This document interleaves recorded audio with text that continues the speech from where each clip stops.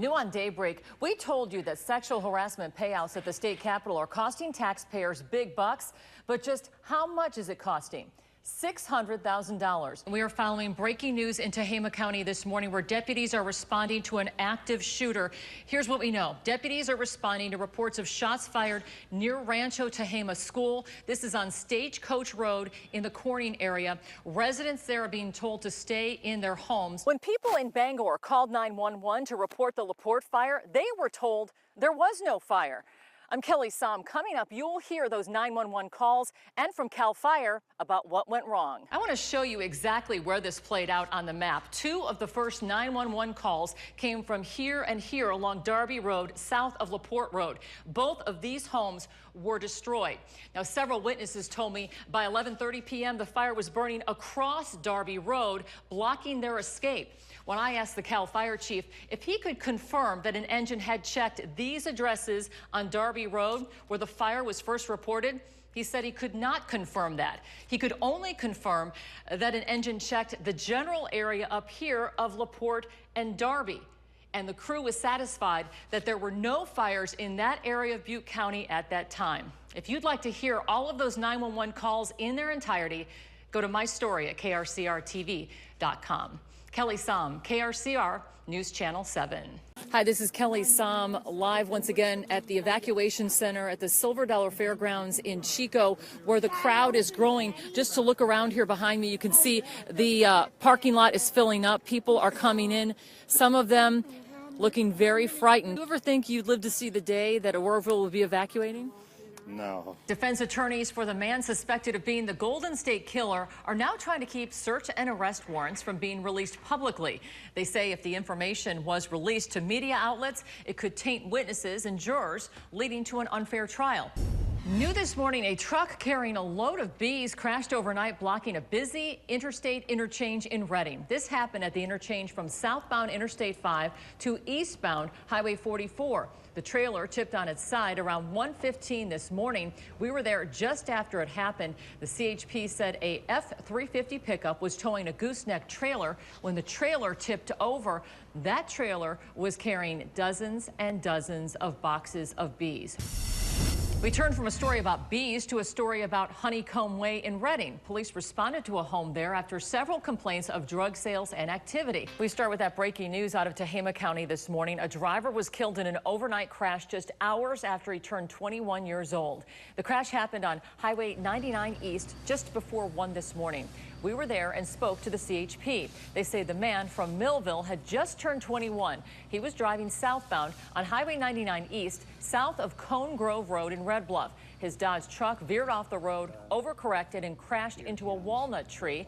The vehicle was found upside down. Officials found beer cans inside the vehicle and throughout the scene. Based on that evidence, the CHP says they are investigating it as a DUI. And we continue to follow that breaking news in Shasta County, where one person has been killed in an early morning crash near Cottonwood. These are new photos from our photographer at the scene. A passenger in the car was killed and the driver was arrested for DUI. We're following a developing story overnight. The 3 Americans detained in North Korea are back in the U.S. this morning. Kenneth Moten shows us how President Trump was there to greet them as they arrived. Well, we want to turn to the weather now. Winds are going to start picking up today in Northern California. Mike Kruger's here with your Thursday forecast. Hi, Mike. Happening today, fallen law enforcement officers will be remembered in Shasta County. The Peace Officer Memorial Ceremony starts at noon today in front of the Shasta County Courthouse. Across the country, 128 officers were killed in the line of duty in 2017. Today, there will also be a memorial run at 10 a.m. to mark Peace Officer Memorial Day. Ever wondered how an inmate gets back home after being released from jail? Well, that's a big issue facing Humboldt County. We'll tell you what they're doing to prevent those inmates from staying in Eureka. Someone notify Willy Wonka about this. Liquid chocolate spilled across a highway in Poland, causing a really sticky traffic situation. Most of us love chocolate, but not chocolate spilled all over the road. A tractor trailer flipped over in Poland, spilling this load of liquid milk chocolate. Linda Kincaid shows us the challenges of a chocolate cleanup. We had that story about 15 minutes ago with the guy who knits sweaters of all like national landmarks. We should call that guy. Yeah. We need some sweaters stat. By the way, I'm impressed by your knit miming. Yeah. Very good. I like that. Hey, I was pretty good with the knitting needles back in the day. As a girl, yeah, my mom taught me how to knit, but I could only knit scarves because so of how are your knitting skills these days? Not too good. No, that's why I'm rusty? calling the guy in Baltimore a little rusty. Oh, yes. The needles are rusty. Yeah, they're as well. probably rusty too, yeah. We're following breaking news in Tehama County where at least 2 children have been shot at Rancho Tehama School near Corning, and they're searching for an active shooter. Joining me on the phone is Coy Ferreira, a parent who was at the school when the shooting started. Coy, what did you see this morning just before 8 a.m.? Well, I was walking with my child to the classroom. And you saw a student in your class hit. Now, I just want to be clear, that student that was struck, you said was struck in what parts of the body? In the leg, and then under, by the chest, like under the arm area. But he was able to still talk. He was not unconscious. You think he's going to be okay? Yeah, he'll be fine. Many Bangor residents told me it's a miracle no one died that night. An evacuation order didn't go out until a full 2 hours after the first calls to 911. Neighbors went door to door in the middle of the night, waking up people to warn them about the approaching flames. Tonight in part 2 of my special report, there's no fire in Bangor. Those fire victims have a message for CAL FIRE the next time a fire breaks out. Send help sooner. I stepped outside, I saw the flames, and then I called them because I wanted someone to come help. You were told there wasn't a fire. There was no fire. Marjorie Daly will never forget the night the LaPorte fire swept across her family's ranch and destroyed their home in Bangor. Also burned in her memory is the shocking response when she called dispatch for help. There's a fire in my pasture. She goes, no, ma'am, there's not a fire. I can see the flames in my pasture. And she goes, no, ma'am, there's not a fire in Butte County, but if you feel threatened, you should evacuate. I slammed the phone down. I was so angry. Marjorie first called for help around 11:45 p.m. When she saw no firefighters, her husband called back 45 minutes later. I just want to confirm there is a fire in Yuba County, not far from where you are. I want to confirm this fire is in Butte County. You can actually see the flames right there. Yeah. It's about a half a mile away from me. About a half a mile away from you? About a quarter mile.